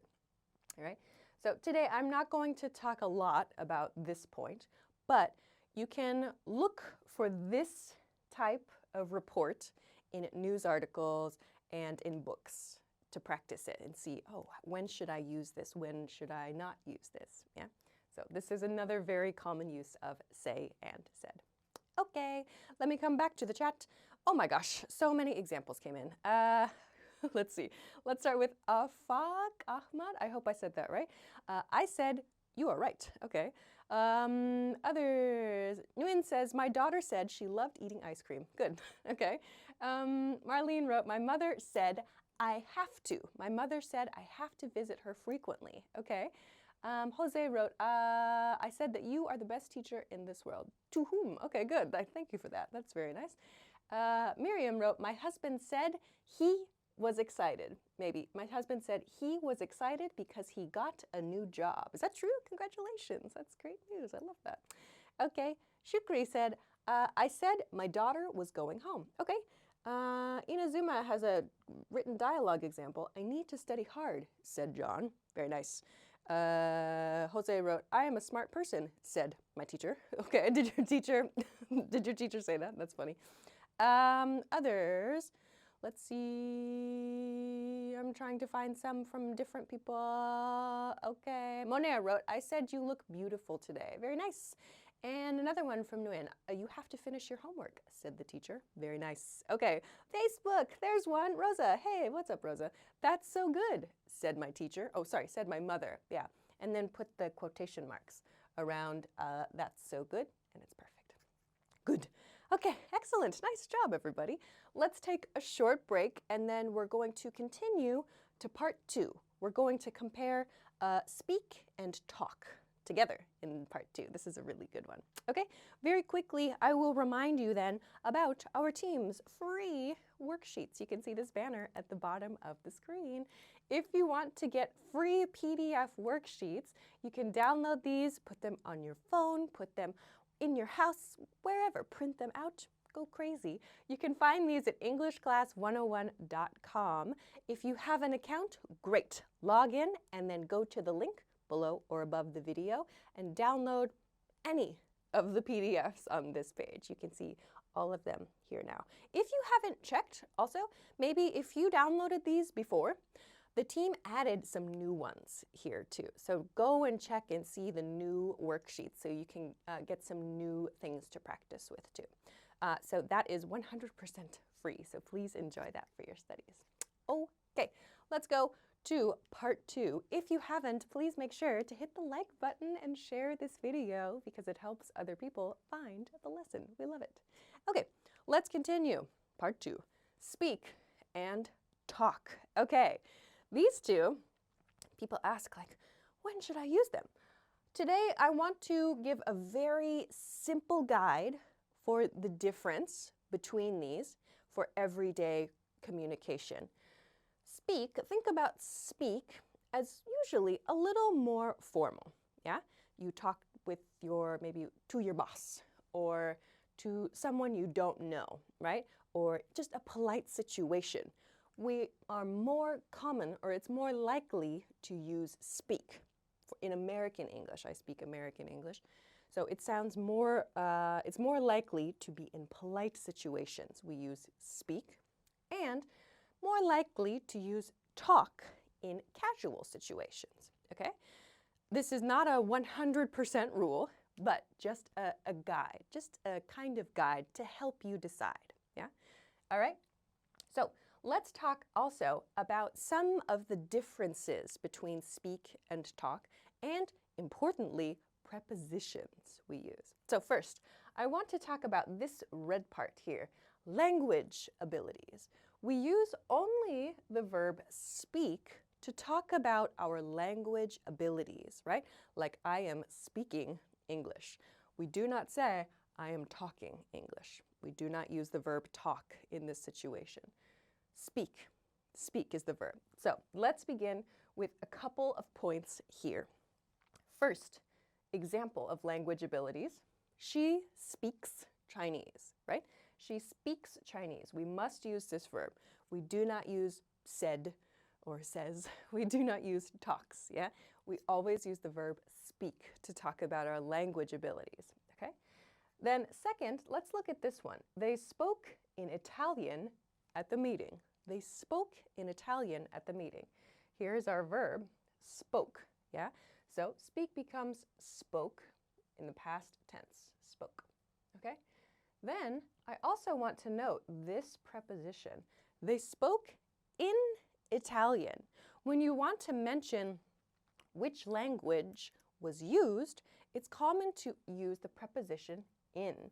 They spoke in Italian at the meeting is one way to say it. You might also hear no preposition. They spoke Italian at the meeting. But the difference sounds like if we take this out, if we say they spoke Italian at the meeting, it sounds like maybe it was just a moment. They spoke Italian at the meeting. Oh, I didn't understand that part. Or with in, if you include they spoke in Italian at the meeting, it could mean all of the meeting was in the Italian language, okay? So using in can give a little bit of extra nuance to the situation. So again, they spoke Italian at the meeting. I was so surprised. Like maybe you heard a little bit of Italian. Or they spoke in Italian at the meeting could mean all of the meeting was in the Italian language. Yeah. So this is one that sometimes it's not so clear. You might ask a follow-up question. You might say, was the whole meeting in Italian, meaning 100% of the meeting in Italian? So using in before the language sounds more like this was the situation for the setting. No preposition sounds like it might just be a moment of that language. Okay, so just a small point, extra point there today. Okay, so with this in mind, let's now talk about some key preposition differences that we can use with both speak and talk. Okay, those are to and with. To and with. We can use to and with speak or talk. So first, let's do a quick look at these examples and let's break them down and talk about the prepositions we use and why we use these examples, okay? So first one, I talked to my parents about the problem. I talked to my parents about the problem. Here, our verb is talked, past tense, yeah? So talk becomes talked. I talked to my parents about the problem. Here, the preposition is to. We have my parents, right? So in these sentences that use these verbs, we have our subject, right? Who began the conversation. I talked to my parents. And we have someone on the other side of the conversation, right? So the first speaker, in this case, me, I, and then the person receiving, yeah? I talked to my parents about the problem. This is a common way to finish it. The topic of the conversation. I talked to my parents about the problem. So, why do we use to here? The idea here with to, again, this is a very small difference, but this is a guideline for you to use. To sounds a little more like one person does a lot of talking and the other person listens. Yeah, maybe a little talking on this person. But with to, it sounds like the main speaker, the subject here, they do the talking, right? Lots and lots of information. And my parents, in this example, they receive the information, okay? I talked to my parents about the problem. So let's compare this to the second one then. They spoke with their manager about the proposal. They spoke with their manager about the proposal. So here we have our verb spoke in the past tense, and we have they, so a group or a team of people. Next we have the preposition with and the person who received the information, their manager. Yeah? In this case, the topic is the proposal. So they spoke with their manager. This one, if we look up here, with sounds like it happened together. The conversation happened together. So the team, they, and their manager, everybody together shared information. Yeah, this arrow goes this direction and this direction. Yeah? This sounds like something happened together. The conversation happened together. So we use past tense in this case to show it's finished. Yeah. So yes, we could change these. We could swap them. For example, they spoke to their manager about the proposal. Correct. They spoke to their manager about the proposal. 100% correct. But it sounds more like this. Yeah. Lots of information from the team, and the manager listens, maybe asking a little bit of information. Yeah? And we can use with here. I talked with my parents about the problem. That sounds like the conversation happened together. Okay? This is the difference between to and with here. Okay. I am looking for some examples on Facebook. I see one. Rosa wrote, I talked to my brother about the travel. Maybe I talked to my brother about my trip, right? Or about my travels. Yeah, so about the trip might be good. Make sure to use trip instead of travel. Saeed wrote, I talked to my sister about her studies. Nice one, good, okay. I'm looking for some others. Oh, good. Some examples are coming on YouTube. Sebas wrote, I need to talk to her right away. Great. I need to talk to her right away. And you could say, I need to speak to her right away. Sounds more formal. Also very good. Okay. Daniel, you wrote, I talked to myself if I could do it. Maybe you want to say, I talked myself into it. That's a very kind of special expression we have. To talk someone into something means to make them believe they can do something or convince someone to do something. I'll include that here. So like, I'll put it in black here. It's an interesting expression. So to talk someone into something. I hope you can see that. I'm running out of space. To talk someone into something means to persuade someone to do something. Like if I think, I don't want to go to that party, and my friend says, you should come, it's going to be fun, your friends will be there, you'll make new friends, you can have good food and drinks. I'm like, I don't know. And they say, I'll go with you, I'll pick you up. Okay, maybe I'll go to the party. We use this expression, like my friend talked me into going to the party. So yes, maybe that's what you want to say. If not, that's a new expression. Okay, let's continue on to the last part because time is going quickly, and then I'll remind you of these amazing PDF cheat sheets later. Okay, oh, some more examples came in. Marlene wrote, I talked to my mother about my project. Great. Rodis wrote, I talked to my doctor. Don't forget your preposition. I talked to or with my doctor about the pain. Okay, and that's all. Okay, let's continue to tell. Yes, tell is the one, if you like gossip, you need to know the verb tell. So let's talk about tell. Tell we use for like a one-way conversation, okay? The image I have here is one person talks a lot, lots and lots and lots and lots, to the other person. They receive the information. They listen, okay? So it's like one-way conversation.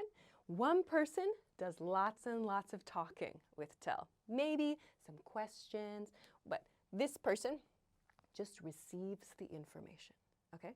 So tell is very useful for gossip situations. What did he say? Oh, what did she say?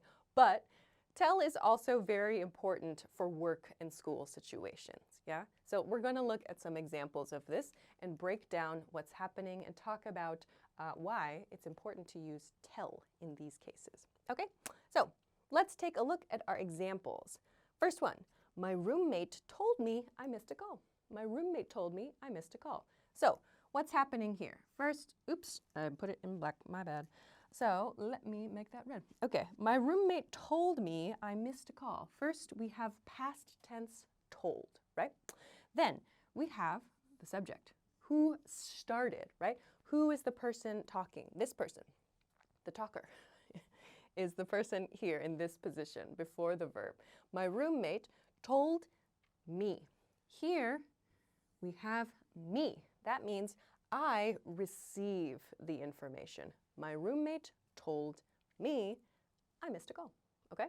So in this use, with this verb, we also have two parts, like we talked about with speak and talk, yeah? One person is speaking, one person is receiving, or there are two parties, there are two groups participating. Same thing here. We need to explain who is giving information and who is receiving information. So, in this case, my roommate gives information, me receives information, yeah? This is our object position. So, this star mark here for these examples, this says the person receiving the information is the object of our verb, told me, okay? So make sure you use the correct pronoun there, okay? Let's continue and then I'll come to the chat, okay? Next one, she told me about everything that happened on her date. She told me about everything that happened on her date. This is kind of a gossip style sentence, yeah? So let's break this down. Again, we have told here, our past tense. She. So maybe my female friend, yeah, or my roommate or something, yeah. And then who receives the information? Me, yeah. She told me about everything that happened on her date. So maybe a good gossip sentence. And last one, I thought I told you I was going to be gone today. I thought I told you I was going to be gone today. This is a sentence you might use at work, right? To your coworker. So I thought here, this is kind of extra here, but this is a way to soften a sentence. I thought I told you, right? I thought I told you I was going to be gone today, right? They're going, in my memory, I told you before that today I was not coming to work, right? But maybe the coworker is confused or the coworker forgot, right? Like, oh yeah, I forgot. Sorry, you did tell me. Yeah, you told me yesterday, right? So in this case, I told you. Note that the pronouns here are different. I told you. Yeah? So we have to think about who is giving the information and who is receiving the information. Yeah? So it's normal to mix all of these verbs in a conversation.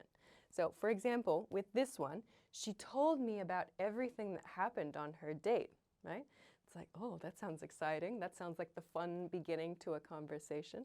Then you might say, oh, on the date, they talked about their jobs, and he said that he had a new job at a technology company, and they talked about that for a while. And then he said that he liked pets, but she has a cat allergy, something like that, right?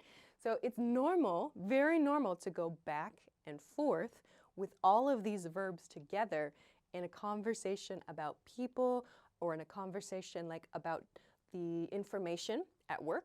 So it's really good to know how and when to use these verbs together because we often use them together. Okay, let me see the chat and then we'll finish up. Oh, because time is out. Perfect. I almost was perfect today. Let's see. What did you write to me? What did you tell me, chat? Nguyen says, I talked to my manager about my development plan. Okay, good. That one used talk. Let's see if we've got any tell sentences. Daniel wrote, they told me my way to work was the best among the others. They told me you mean like the road you take? They told me my route to work was maybe the best or the most efficient. Yeah, I would maybe say they told me my route or route. Both are okay. Works. Sebas wrote, she told me her life story last week. Nice one. Okay, good. Rosa on Facebook wrote, I told you I was making my dessert today. Nice one. That sounds good. Okay, great work, everybody. I hope that you enjoyed today's lesson and the beautiful artwork. If you would like to take a screenshot, now is your chance. Beautiful. Okay, great. So that is going to be everything for today's lesson. I will, of course, be back next week. Let me find what I planned for next week's topic because I always forget. Next week, I'll be here, of course, same time, 10 p.m. Eastern Standard Time. That is New York City time. If you don't know your local time, please Google it or set a notification so you get a pop-up when we start our stream. Next week, oh, thank you, Control Desk. You are awesome. Next week, yes, that's right. I forgot. Next week, I'll be gone. Next week, I'll be gone. I forgot about that. No wonder I couldn't remember. So please enjoy a holiday next week, and I'll be back in 2 weeks. I forgot about that. Sorry. Next week, I will be back. We're going to talk about articles. We're going to talk about how to use a, an, and the. We have not talked about this in a live stream for a while, and this is a really important topic to practice and review often. So please join me for a lesson about articles, how to use a, an, and the. Okay, so thank you for joining me for this very important verb lesson. Don't forget to check out your free PDF cheat sheets. Oh my gosh, you can find all of them from the link below the video if you're watching on YouTube or above the video if you're watching on Facebook. They're all free, so you can download them, print them out, put them on your phone, on your tablet, on your computer, on your dog, whatever. You can print them out and put them wherever you want to practice. Have fun with those. There are new ones there, so please have a look and download the new ones if you downloaded some before so you can make sure you have everything you need to practice. Okay, so I will say goodbye for this week. I hope that you have a great week. Have a great week. Have a great weekend. Have a great next week. I will see you in 2 weeks, and I hope that everything is going great for you. All right, that's all for today. See you next time. Bye. Now that you're finished with this lesson, don't forget, as a free bonus, you get over 30 conversation cheat sheets, but only if you sign up via the link in the description. You'll learn how to have flowing conversations and how to answer the most common questions. You can also print out these colorful cheat sheets to keep as physical study material. So don't miss out on this free gift. Click the link in the description and sign up for a free lifetime account to get your PDF cheat sheets.